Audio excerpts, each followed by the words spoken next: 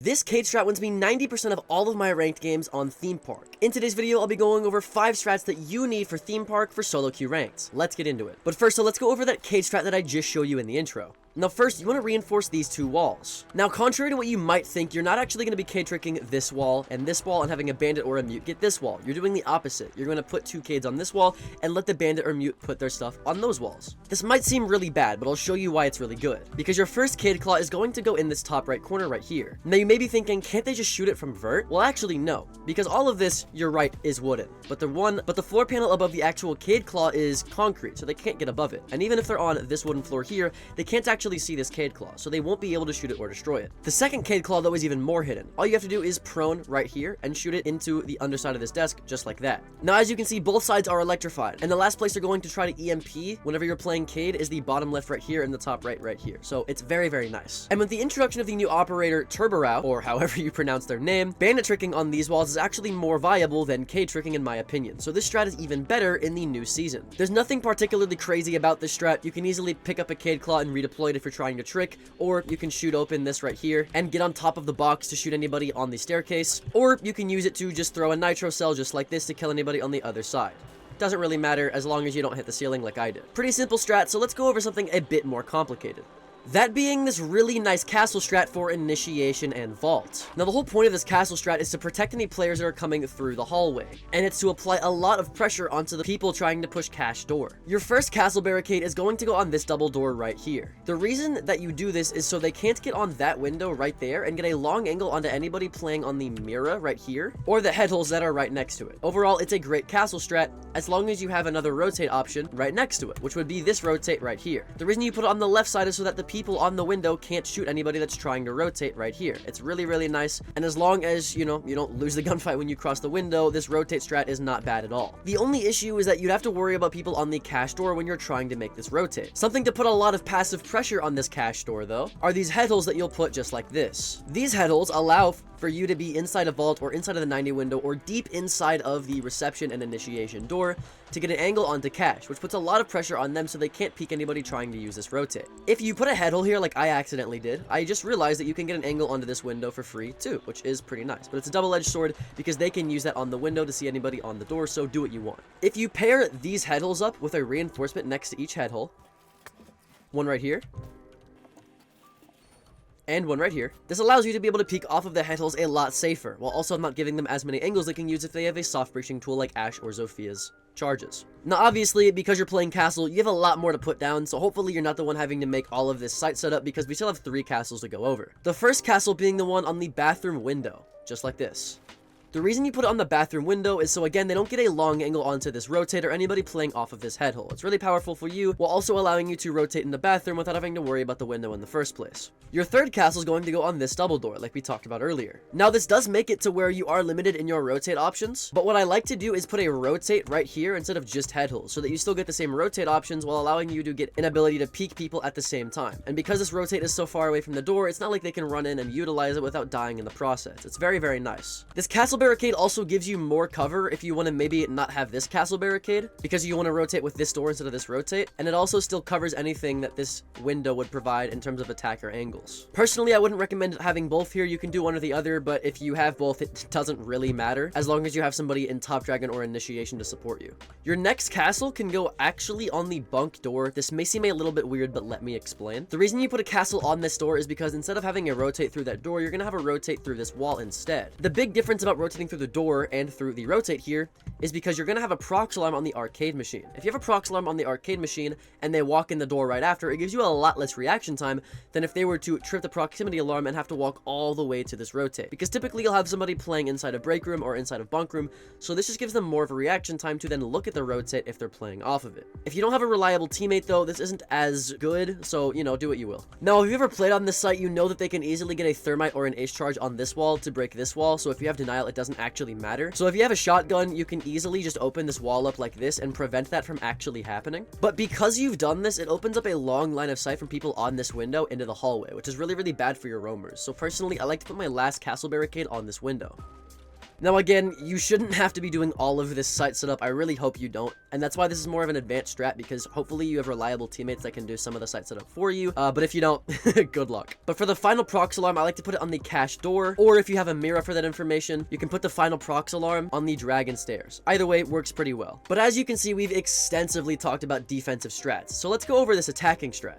For this, you're going to select 0, and you're going to spawn on the west side of the map. What you want to do is immediately come over here and break the bottom arcade window. Once you do this, shoot a 0 camera on the pole that connects the UFO to the ceiling, just like this. This 0 camera will let you watch all of top and bottom arcade, as well as the staircase and the hallway connecting that and the bomb site. You can also use this to zap the default camera, allowing you to get a lot of information very, very easily. But that camera is more for your team, because as 0, you're actually going to be pushing the east side of the building. Once you've made it over here, put a 0 camera in the top of the arcade building. That 0 camera that I just showed you specifically can see all of bottom and top arcade, as well as the site door and the doorway into maintenance, and it allows you to see into the cache corridor, as well as somewhat into the reception room and initiation as well. It's overall a great camera. Once you've secured this side of the map with your teammates who are hopefully getting open the maintenance wall, you can move over to this side of the map, where you'll destroy the default camera and put a 0 camera that watches your upstairs flank. Your final 0 camera, however, needs to go somewhere like, let's say right about there. That 0 camera specifically will watch your hallway for anybody trying to flank you, because as 0, mainly you're going to use your hard breaching charges to open up this wall that is rarely protected with any sort of utility. You can do one low,